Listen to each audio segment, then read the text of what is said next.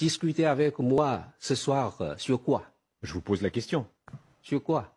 Sur l'actualité internationale, sur la situation actuelle de la Chine, ou bien sûr le 20e congrès on va entendre du Parti dans un communiste instant, chinois. on va dans un bureau. Il ne faut pas me poser des questions avec un préjugé. Les Occidentaux ont financé aussi la guerre de la Russie en Ukraine, parce que vous achetez aussi le gaz. Mais maintenant, malheureusement, vous ne pouvez plus acheter, parce que les deux gazoducs Nord Stream a été dynamité.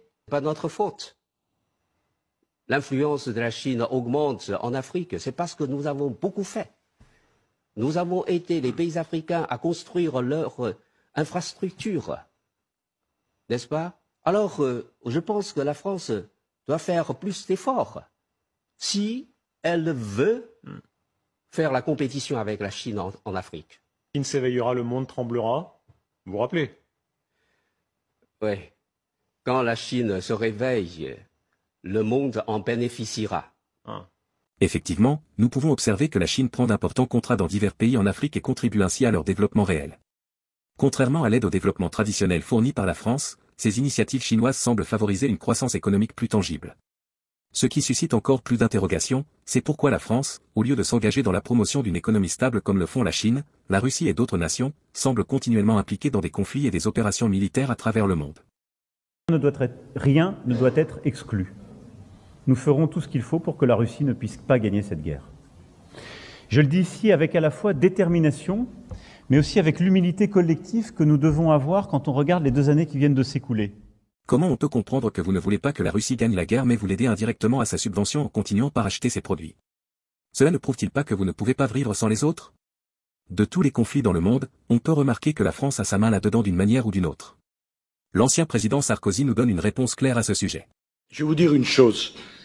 L'Europe, de tous les continents du monde, est le continent le plus brutal où il y a eu les guerres les plus sauvages. C'est pas l'Afrique, c'est pas l'Asie, c'est l'Europe. Et je vais vous dire autre chose. C'est pas au Moyen-Âge, c'est au XXe siècle. C'est en Europe qu'on a exterminé des Juifs. C'est en Europe qu'on s'est battu. Quand on a dit avec la guerre russo-ukraine, c'est le retour de la guerre qu'on n'avait pas vue, c'est une stupidité, puisqu'on a oublié la Bosnie.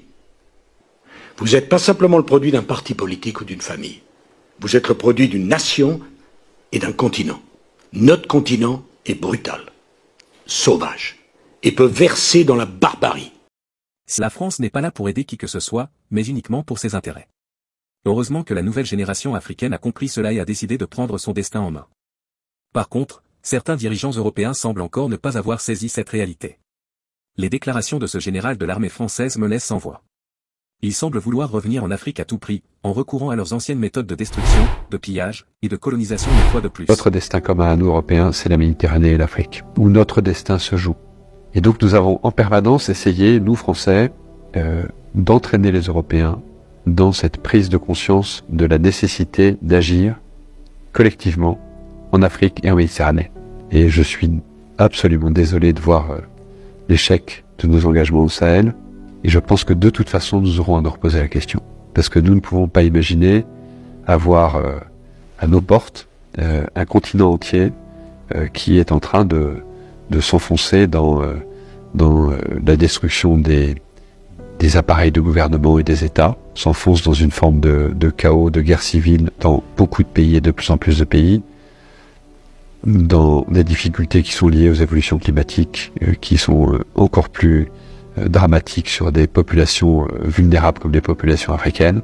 En plus, un continent qui va connaître une explosion démographique comme aucun continent n'en a jamais connu. Et donc imaginez que ça se passe là, dans les 10-20 ans qui viennent, et que ça n'aura pas de conséquences sur l'Europe, parce que nous vivons dans une sorte de bulle protégée par je ne sais quoi d'ailleurs, c'est tout simplement inconscient. Et donc je pense que cet intérêt commun-là devrait un jour faire que l'Europe se décidera à agir comme une entité politique qui ira défendre elle-même ses intérêts, y compris par le moyen de l'engagement de ses armées.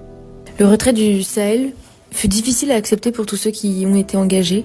Je suis le premier à avoir beaucoup de mal à avaler ça. C'est un échec français et européen. et africain, qui procède principalement de ce que nous n'avons pas compris que l'action devait être une action globale. La restauration de l'État, le retour des administrations, le retour du développement, et si on n'arrive pas à faire tout ça simultanément et de façon coordonnée, on va à l'échec. C'est ça qui s'est passé. Ce que j'ai du mal à avaler, c'est quand on me dit que c'est l'échec d'une opération militaire. La réalité, c'est que c'est pas l'échec d'une opération militaire. L'opération militaire était une dimension. Je suis persuadé que dans quelques années, je ne sais pas si c'est 10 ans ou moins ou plus, nous aurons l'obligation de retourner aider ces pays africains. Ça n'est pas la Chine, la Russie et Wagner qui vont apporter des solutions durables aux très grandes difficultés que connaissent ces pays africains et leur population.